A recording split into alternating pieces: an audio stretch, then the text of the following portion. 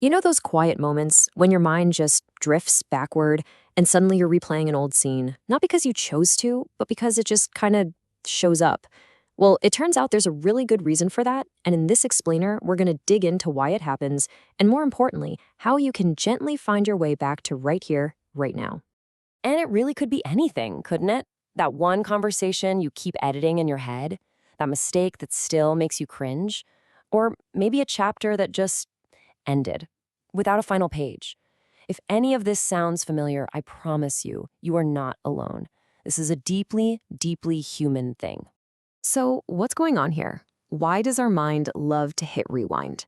The first thing to get, and this is so important, is that this is not a personal flaw. Your brain isn't trying to punish you. It's actually trying to protect you. And to really understand that, we have to look at how our brain's built-in survival system works. See, your brain isn't like a camera, just passively recording everything that happens. Not at all.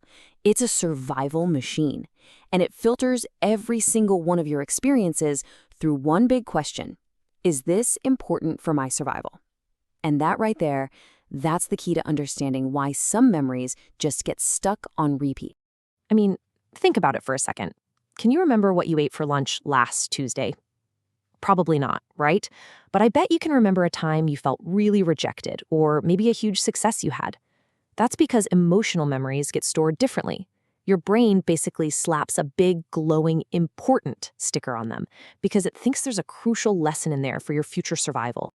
And here's the thing, the brain absolutely hates unfinished business. It despises unresolved emotional loops. So when a moment feels incomplete, it just keeps going back to it, trying to solve the puzzle, trying to find some closure. But here's the trap. You can't solve something that's already over just by thinking about it more. So instead of finding a solution, we get rumination, that stuck, repetitive mental hamster wheel. So let's just pause here for a second and be really gentle with yourself. No judgment. Are you, in your mind, trying to fix or rewrite a scene from a movie that's already over? Just noticing that you're doing it, that's the first and biggest step. So why do these loops feel so negative so much of the time? Well, it all comes down to something called the negativity bias. From a survival standpoint, our ancestors who remembered which berry was poisonous had a way better chance of surviving than the ones who only remembered the pretty flowers. Our brains are literally hardwired to pay more attention to threats. Now today, those dangers are usually social or psychological, like rejection or failure. But our brain reacts with that same high alert, 5-alarm fire priority, making those painful memories extra sticky. Okay, now this part is kind of wild. A memory isn't like a file you pull out of a cabinet unchanged. It's more like a document you can edit. Every single time you remember something, you're actually recalling the last time you remembered it. And with each recall, especially when we're ruminating, the emotional charge can get stronger. It's like you're adding another layer of emotional paint each time, making it feel bigger and more intense than it might have originally been. And you know, this isn't just some harmless mental quirk. This constant replay button has a real, tangible cost. It's draining the energy you have for your life today, and, as we're about to see, it can even start to shape who you think you are. So often, it just starts with one single thing, one event, one data point.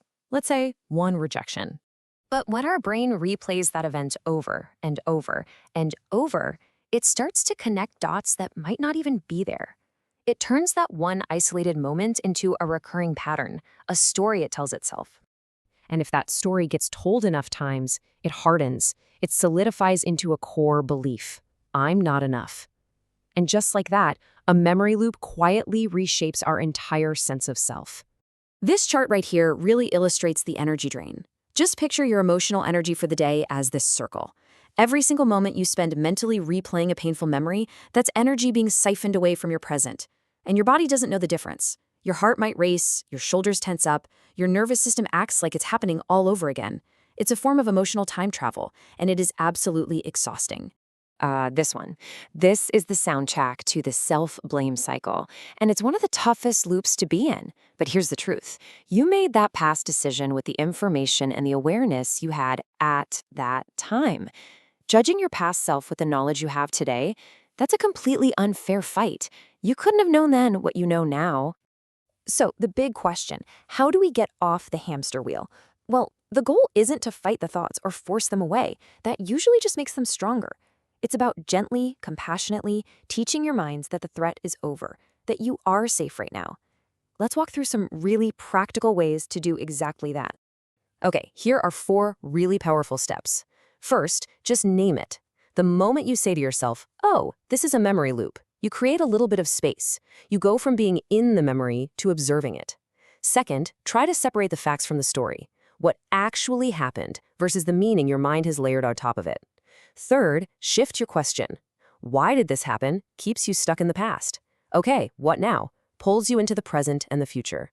And fourth, and this one is so important, ground yourself in your body. And that 4th step is absolutely crucial. This 5-4-3-2-1 method is such a fantastic tool for that. By intentionally engaging your senses, sight, touch, hearing, smell, you are physically pulling your attention out of the abstract world of past thoughts and planting it firmly in the reality of this present moment. It is a direct, clear signal to your nervous system that says, hey, I am safe right here, right now. So, let's bring all of this home with a final, really crucial idea. If you've ever felt stuck in one of these loops, it is not a sign that you're weak. It's a sign that your brain's protective system has been working overtime for you. Healing isn't about erasing your past, it's about giving yourself permission to stop living there. And this, right here, is the ultimate takeaway. Your past is a library full of information, full of lessons. But you are the reader, not the books on the shelf. Your past informs you, for sure, but it does not, and never has to, define you. And please remember, the goal isn't to achieve some perfect, unbroken state of presence. That's not realistic. The real practice, the real work, is in the small, gentle act of returning, again and again and again, coming back to the here and now. Each time you do, you weaken the pull of the past, just a little bit more. So as we close out, I'm just going to leave you with this question. What is one small, simple way you can return to the present, right this second? Maybe it's just feeling your feet on the floor, or noticing a sound in the room you hadn't heard before, or maybe just taking one single conscious breath. What's one small thing you can do to come home to yourself right now?